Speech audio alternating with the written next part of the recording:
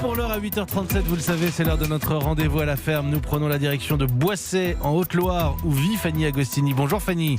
Bonjour Mathieu. Alors à cause du vent ces derniers temps, je le précise, je dis tout à nos auditeurs. Vous savez, on est dans l'ère de la transparence désormais. Vous n'êtes pas dans votre ferme pédagogique ce matin, non. Et pourtant vous n'êtes pas dans un studio parisien bien au chaud. Vous êtes chez Marie-Thérèse. Et je suis bien au chaud aussi, puisqu'elle a fait un feu de bois, Marie-Thérèse. Bah oui, c'est sûr que j'ai eu une ligne un petit peu, abîmée à cause du vent. Et Marie-Thérèse m'a recueilli pour qu'on puisse faire le direct correctement ensemble ce matin. Toute la rédaction d'Europe 1, mais aussi tous les auditeurs qui sont fans du rendez-vous à la ferme remercient ce matin Marie-Thérèse tous en cœur. Alors ce matin, Fanny, il est question d'un petit scarabée qui, du stade d'insecte utile pour les forêts, est devenu un véritable fléau, et cela à cause du changement climatique.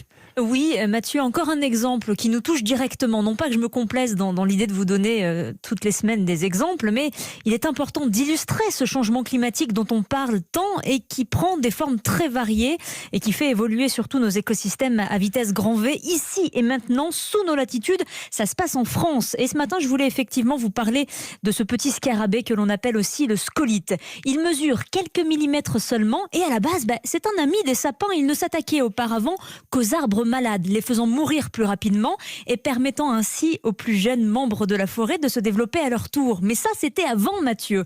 À présent, le scarabée en question est devenu bestial. Il n'a plus de pitié et dévore sans distinction tous les arbres. Et ça serait dû aux modifications récentes du climat ? Précisément, oui, les paramètres climatiques l'ont fait proliférer, les sécheresses répétées et les hivers plus doux qui leur permettent de se multiplier à une saison qui auparavant n'était pas propice à la reproduction.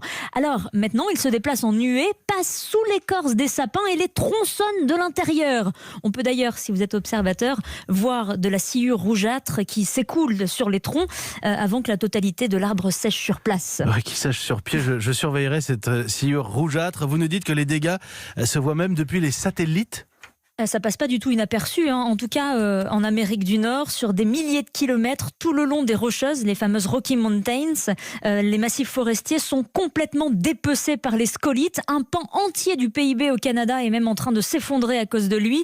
En Europe, la progression est forte. En Suisse, en République tchèque, alerte aux scolytes en Wallonie, en Autriche et en France, où selon l'ONF, la moitié des épicéas étaient touchés en 2019. Le changement climatique, Mathieu, qui modifie l'ère d'expansion des espèces et notamment des ravageurs, doit nous pousser encore plus à ne pas retarder l'action et à redoubler d'efforts pour préserver la diversité et la santé des écosystèmes. On apprend des choses au contact de la nature tous les matins avec vous. Fanny Agostini, Marie-Thérèse est à côté de vous ? Marie-Thérèse, elle est pas très loin, elle est en train de tricoter. Vous la saluerez pour nous parce qu'il n'y en a pas beaucoup des fermiers avec des micros européens comme ça. Et en Haute-Loire, c'est Fanny Agostini que l'on retrouve tous les matins depuis Boissey. Merci Fanny.